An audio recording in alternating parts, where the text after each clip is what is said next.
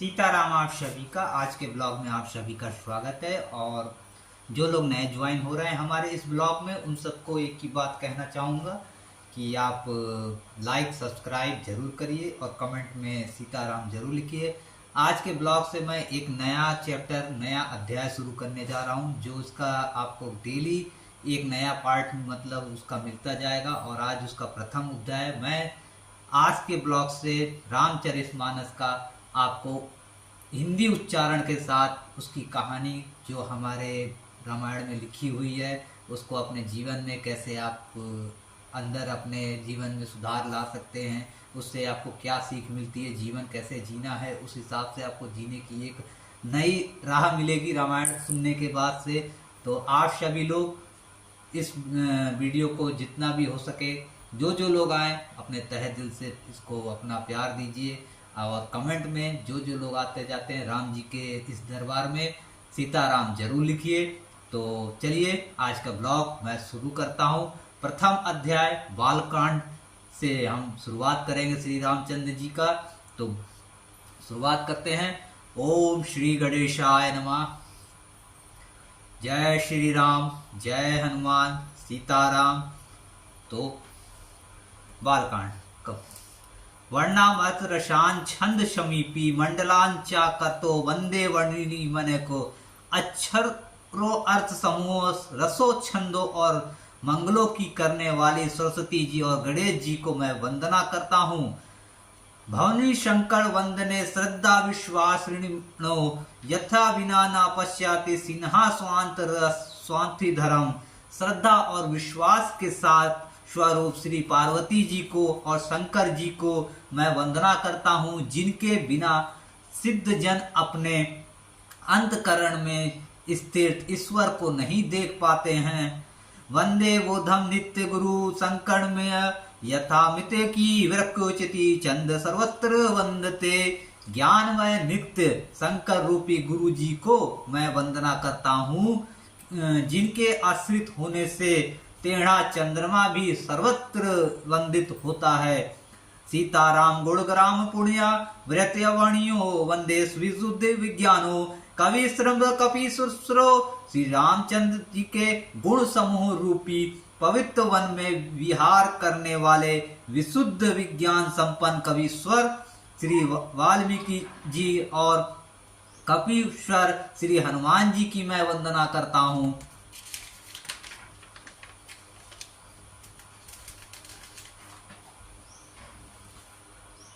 उद्वाविस्त कारणमिता कलेशाणिमिया सर्वस्त्र Shrek Sita स्नुत्म्या Ram वल्लभ्याम। उत्पत्ति स्फीति पालन और संहार करने वाली कलेशों की हरने वाली तथा संपूर्ण कल्याणों की करने वाले श्री रामचंद्र जी की प्रेतमा श्री सीता जी को मैं नमस्कार करता हूँ। यमास्वत्ते विश्वकमलम ब्रह्मादिव्य वाशुतो यस्वत्त्या भाति संकल रज्जो यथा भरम्य यथा बलदुष्यति भवधेमस्वितता वंदे तर्पसमाकृते रामख्यमृष्यत हन्मते। जिनकी मायने वसीभूत संपूर्ण विश्व ब्रह्मादि देवता और असुर हैं, जिनकी सत्तों से रस्सी में सर्प के भ्रम की भांति यह सारा दृश्य जगत सत्य की प्रतीत होता है, और जिनके केवल चरण की भव सागर से तरने की इच्छा वालों के लिए एकमात्र नौका है। उन समस्त कारणों से पर सब कारणों के कारण और सबसे श्रेष्ठ राम कहने वाले भगवान श्री हरि की मैं वंदना करता हूँ।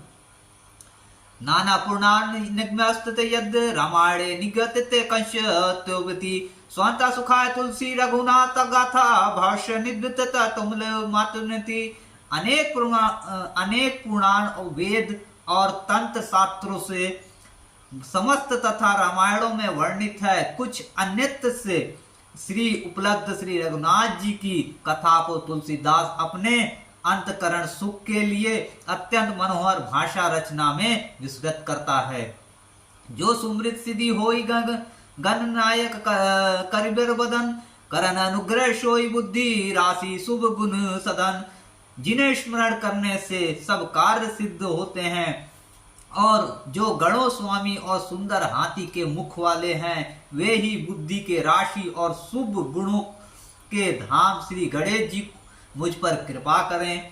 मुख मोहि बल चाल पंगु चबाई गिरिवदन गगन, जाशु कृपा सो दयाल द्रवत सकल कली कमल दहन। जिनकी कृपा से गूंगा बहुत सुंदर बोलने वाला हो जाता है और लंगड़ा लूला दुर्गम पहाड़ पर चढ़ जाता है, वे कली के पर पापों का जला डालने वाले दयालु भगवान मुझ पर द्रवित हो दया करें। नील सरोहर श्यामी तरुण अरुणि बयनि नयन, करऊं सोमम उर्धाम सदा क्षीर सागर शयन। जो नील कमल के समान श्याम वर्ण है, पूर्ण खिले हुए लाल कमल के समान जिनके नेत्र हैं और जो सदा क्षीर सागर में शयन करते हैं, वे भगवान नारायण मेरे हृदय में निवास करें। कुंद इंदु सम देह उमारमन, करुणान अयन जहीं दीन पर देनेहु करन, कृपा मृदन मयन।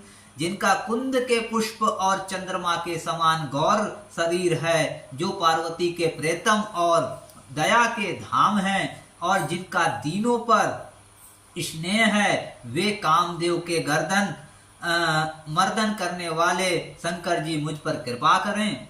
बदहु गुरु पद कंज कृपा सिंधु नर रूप हरि, महामोह तम पुंज जाशु बचन रवि कर निकार। मैं उन गुरु महागुरु के चरणों की कमल की वंदना करता हूँ, जो कृपा के समुद्र और नर रूप में श्री हरि हैं, और जिनके वचन महारूपी घने अंधकार से नाश करने के लिए सूर्य किरणों के समूह हैं। बंदहु गुरु पद पद्मु परागा, सुरचि सुबास सरस अनुरागा। अमीन मुनि मैं चुरन चारु, समन सकल भव रजु परिवारु।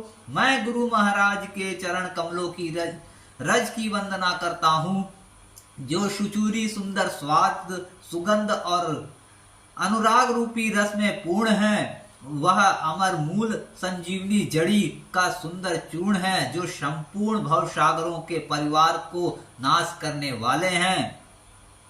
सुकृति शंभु तन विशल विभूति, मंजुल मंगल मोहद विभूति। जन मन मंजू मुकुल हल हरनी, किए तिलक गुण गण वश करनी। वह रज सुकृति पुष्पमान पुरुष रूपी शिव जी के शरीर पर सुशोभित निर्मल विभूति है, और सुंदर कल्याण और आनंद की जननी है। भक्त के मन रूपी सुंदर दर्पण के मौलों को दूर करने वाले और तिलक के करने वाले गुणों के समूह के वंश में करने वाली है। श्री गुरु पद नख मणि गण ज्योति, सुमृत दिव्य दृष्टि हिय होती। दलन मोहि तम सो सप्रकाशु, बड़े भाग उर आवाइस जासु।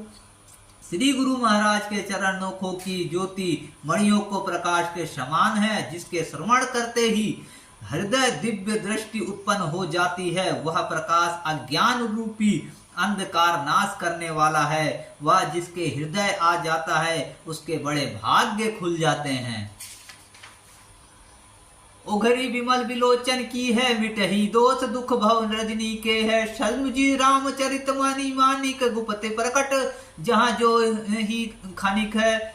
उसमें हृदय आते ही निर्मल नेत्र खुल जाते हैं, और संसार रूपी रात्रि के दोष दुख मिट जाते हैं। और श्री रामचरित रूपी मणि और मणियुक्त गुप्त और प्रकट जहाँ जो जिस खान में सब दिखाई पड़ने लगते हैं। जथा सुजन अजी दृग साधक, सिद्ध सुजान कौतुक देखत सैल बन भूतल भूरी विधान। और सिद्ध जनों के नेत्रों में लगाकर साधक सिद्ध और सुजान पर्वत वनों और पृथ्वी के अंदर कौतुक से ही बहुत सी खाने देखते हैं। गुरुपंद रज मुंदल मंजुल नयन, अमिश्र दृग दोष बिंबन। ते ही कारी विमल विवेक विलोचन, बनो रामचरित भव मोचन।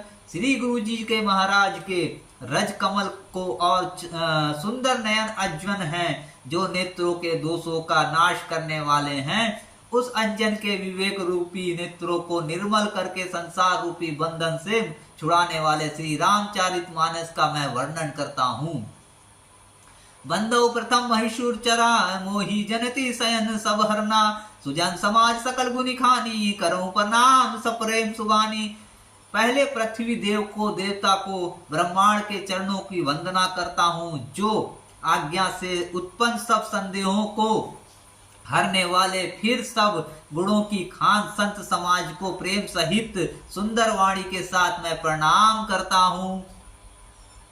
साधु चरित शुभ चरित कपाशु निरसद विसद गुणमय फल जासु। जो जाहि दुख परिछिद्र दुरावा बंदहि जो ही जग जस पावा। संतों को चरित्र कपास के चरित्र जीवन के समान शुभ हैं, जिसका फल नीरस विशद और गुणमय होता है। कपासी ढूंढी नीरस होती है, संत चरित्र के विषय युक्त नहीं है, इससे वह भी नीरस है। कपास उज्जवल होता है, सतक हृदय भी अज्ञान पाप रूपी अंधकार से रहित होता है, इसलिए वह विशुद्ध और कपास के गुण तंतु होते ही इसी प्रकार संत का चरित्र भी सद्गुणों का भंडार होता है, इसलिए वह गुणमय है। जैसे कपास का धागा सुई के लिए हुए छेद को अपना तन देकर ढक लेता है, अथवा कपास जैसे लोढ़े जाने, काटे जाने और बुने जाने कष्ट कहकर भी वस्त्र के रूप में परिणत होकर दूसरों के गोपनीय स्थानों को ढकता है, उसी प्रकार संत स्वयं दुख सहकर दूसरों के छिद्रों दोषों को ढकता है, जिसके कारण उसने जगत में वंदनीय यश प्राप्त किया है। मंद मंगलेश अंत समाजू जो जग जग में तीर्थ राजू। राम भक्ति जहाँ सुश्री धारा शस्य ब्राह्म विचार प्रचारा। संतों का समाज आनंद और कल्याणमय है, जो जगत में चलता फिरता तीर्थ राज प्राग है, जहाँ संत समाज रूपी प्रयागराज में राम भक्ति रूपी गंगा जी की धारा है और ब्रह्मा विचारक प्रचार सरस्वती जी हैं। विधि निषेध कलिमल हरनी करम कथा रवनी बरनी। हरि कर कथा विराजित बेनी सुनत सकल मुंदु मंगल लेनी। विधि और निषेध यह करो और यह ना करो रूपी कर्मों की तथा कलि युग में पापों को हरने वाले सूर्य तनया यमुना जी हैं और भगवान विष्णु जी और शंकर जी कथाएं त्रिवेणी रूप में सुशोभित हैं, जो सुनते ही सब आनंद और कल्याण को की देने वाली हैं। बटु विशिष्ट अचल निज धर्मा तीर्थराज समाज सकुर्मन्ना। सहबजी सुबद सब दिन सब देशा श्वेत सादर समन कलेशा। उस संत समाज स्वरूपी सपराग में अपने धर्म में जो अटल विश्वास है वह अक्षय वट है और शुभ कर्म ही उस तीर्थराज का समाज परिकर है। वह संत समाज रूपी प्रयागराज सब देशों में सब समय सभी को सहज ही में प्राप्त हो सकता है और आदर पूर्वक सेवन करने से कलेशों का नष्ट करने वाला है। इसमें जो अक्षय वट की बात की गई है, अक्षय वट हमारे गंगा जी संगम तट के किनारे मतलब पेड़ है, जो बरगद का विशाल पेड़ है, जिसके नीचे हमारे राम जी ने अपने वनवास काल में जब तीर्थराज प्रयाग में आए थे, यहाँ पे जब उन्होंने अपना विश्राम किया था, उसी अक्षय वट के नीचे उन्होंने विश्राम किया था। इसकी विस्तृत जानकारी के लिए मैं कभी एक वीडियो आपके लिए जरूर बनाऊंगा अक्षय वट के लिए। और इस वक्त अक्षय वट अकबर जी का जो किला है, हमारे लेटे हनुमान जी के बगल में अकबर जी का किला है, उसके अंदर ये अक्षय वट है। जो लोग हमारे प्रयागराज से जुड़े होंगे वो अक्षय वट को जानते होंगे, और जो लोग नहीं जानते हैं उनके लिए मैं जरूर ये वीडियो बनाऊंगा अक्षय वट के लिए। और मैं आगे की ये कहानी शुरुआत करता हूँ। अकल अलौकिक तीर्थ राउ देव संग फल प्रकट प्रभाव। वह तीर्थराज अलौकिक और अद्वितीय है एवं तत्काल फल देने वाला है, उसका प्रभाव प्रत्यक्ष है। सुनी समझन जन मुंदित मन मंजित अति अनुराग। लहरी जारी फल अगत तनु साधु समाज प्रयाग। जो मनुष्य इस संत समाज रूपी तीर्थराज का प्रभाव प्रसन्न मन से सुनते हैं और समझते हैं और फिर अंत प्रेम पूर्वक इसमें गोते लगाते हैं, वे इस शरीर के रहते ही धर्म अर्थ कर्म मोक्ष और चारों फल पा जाते हैं। मंजुन फल पोखिल तत्काल काक हो ही पिक। बकौ मराल सुनी आचरज करे जनी कोई। सतसंगति महिमा ना होई। इस तीर्थराज में स्नान का फल तत्काल ऐसा देखने में आता है कि कौवे कोयल बन जाते हैं और बगुले हंस बन जाते हैं। यह सुनकर कोई आश्चर्य ना हो, क्योंकि सत्संगी महिमा छिपी नहीं है किसी की। वाल्मीकि नारद घट जोनी निज निज मुखनी कहीं निज होनी। जलचर थरचर नभचर था नाना, जे जड़ जे तन जीव जहाना। वाल्मीकि जी, नारद जी और अगस्त्य जी ने अपने अपने मुखों से अपनी होने वाली जीवन का वृत्तांत कही है। जल में रहने वाले, जमीन पर चलने वाले और आकाश में विचरण करने वाले नाना प्रकार के जड़ चेतन जितने जीव जंतु हैं इस जगत में, मति कीरत गति भूति भलाई, जब जे ही जतन जहां जे ही पाई। सो जानव सतसंग प्रभाव, लोकहु वेद ना आन उपाऊ। उनमें जिसमें जिस जिस समय जहां कहीं भी जिस किसी यत में बुद्धि कीर्ति सतरंगी विभूति ऐश्वर्य और भलाई पाई है, सो सब सत्संग का ही प्रभाव समझना चाहिए। वेदों में और लोक में इनकी प्रत्येकता दूसरा कोई उपाय नहीं है। बिनु सत्संग विवेक ना होई, राम कृपा बिनु सुलभ ना सोई। सत्संग मद्र मंगल मूला, सोई फल विधि सीधी सब साधन फूला। सत्संग बिना ना विवेक है और श्री रामचंद्र जी के कृपाल बिना सब सत्संग सहज में मिलता नहीं है।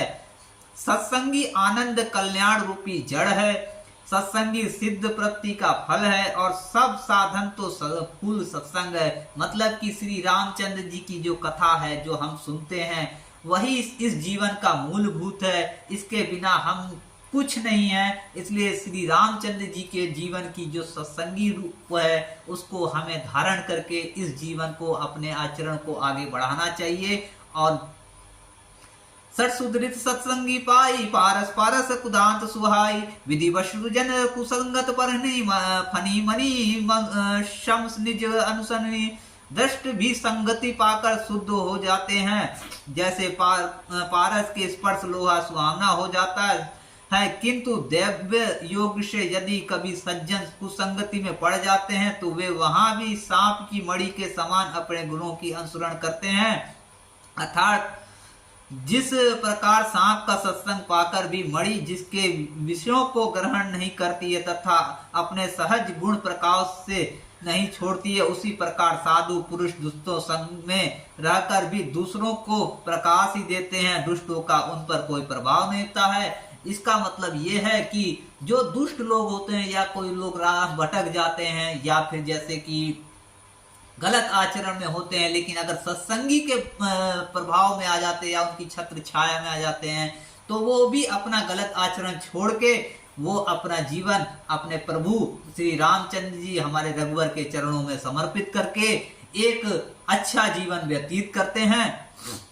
विधि हरि हर कवि गोविंद वाणी, कहत साधु महिमा सकुचानी। सोमोसन काही जात न कैसे, साक बनि के मणि गुण गन जैसे। ब्रह्मा विष्णु शिव कवि और पंडितों की वाणी भी संत महिमा का वर्णन करने में सकुचाती है। वह मुझसे किस प्रकार नहीं कही जाती, जैसे साग तरकारी बेचने वाले से मड़ियों के गुण समूह नहीं कहे जा सकते।